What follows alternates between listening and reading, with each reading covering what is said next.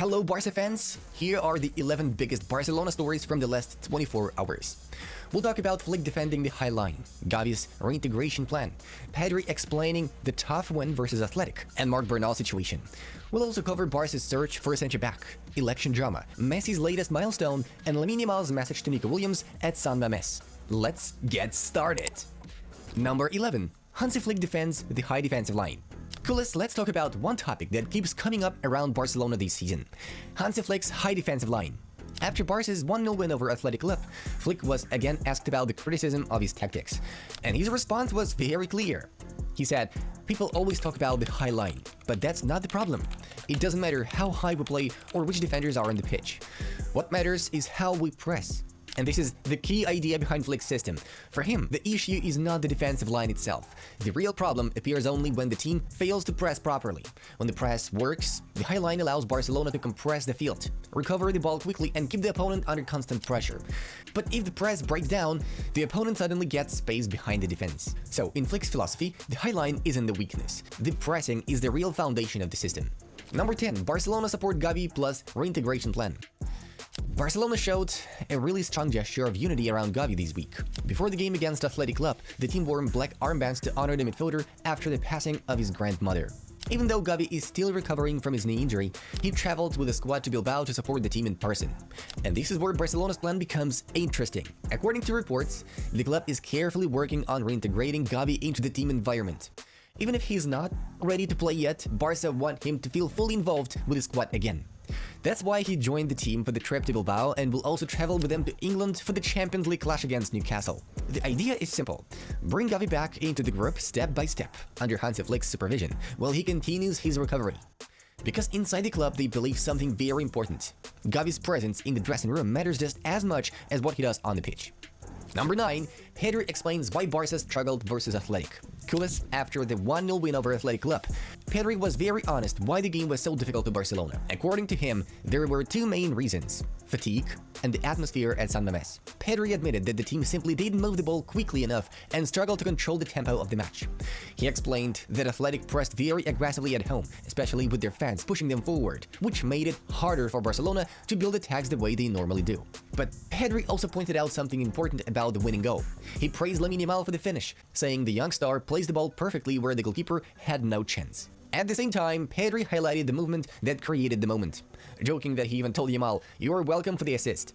So, while the match may not have been Barcelona's most fluid performance, Pedri made it clear that sometimes the most important thing is simply finding a way to win. Number 8. Marc Bernal substituted after stomach problem. There was also a worrying moment during Barcelona's win over Athletic Club, involving Marc Bernal.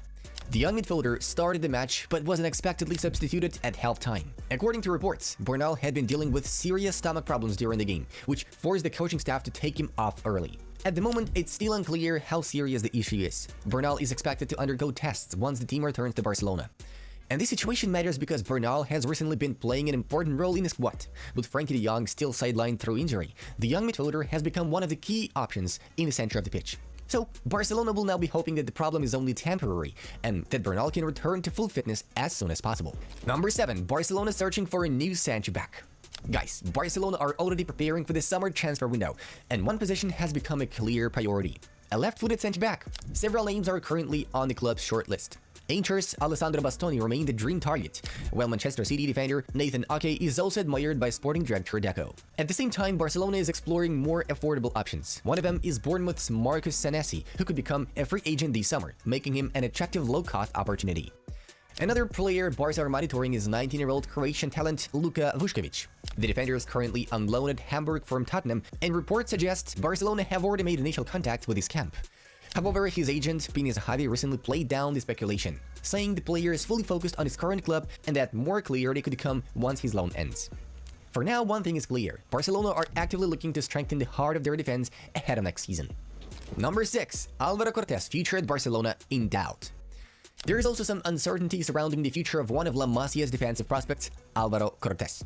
The Barca Athletic captain was recently called up to train with the first team, and Hansi Flick even praised his performances in training, saying the young defender has been working very well.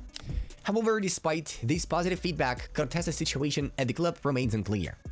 His contract expires this summer, which means he could become a free agent in just a few months. Barcelona reportedly hold an option to extend his deal until 2027, but so far, there has been no communication about activating that clause. For now, the club seems to be observing how Cortez develops in first-team training. Number 5. Election drama. Marc Sirilla appeals exclusion. Guys, the Barcelona presidential elections race has taken another dramatic turn.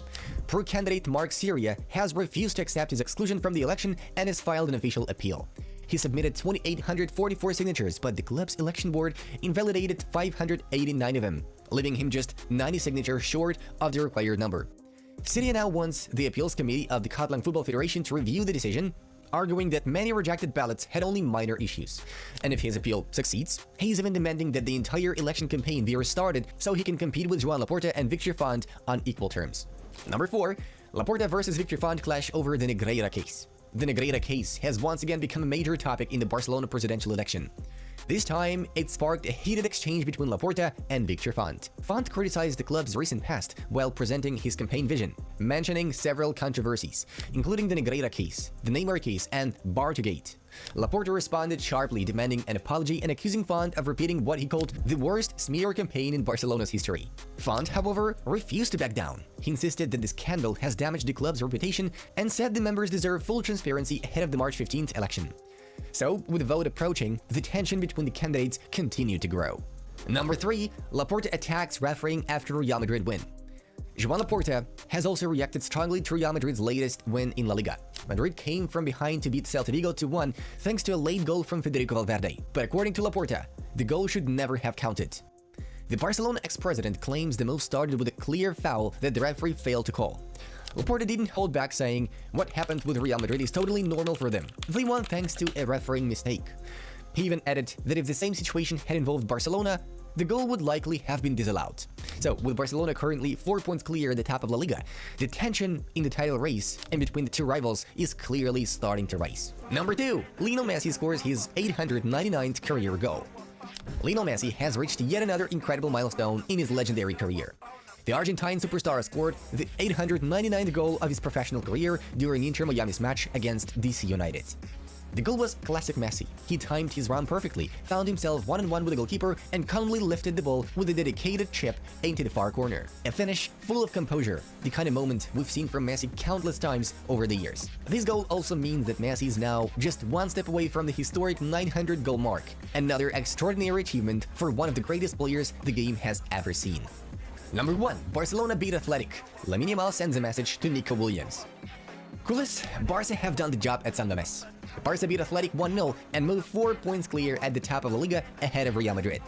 The hero can tell me in the comments which story surprised you the most. And don't forget to download the Barcelona Live app. There you'll find even more Barcelona news, updates, and insights every day. The link is in the pinned comment. Thanks for watching and see you in the next video. Bye bye.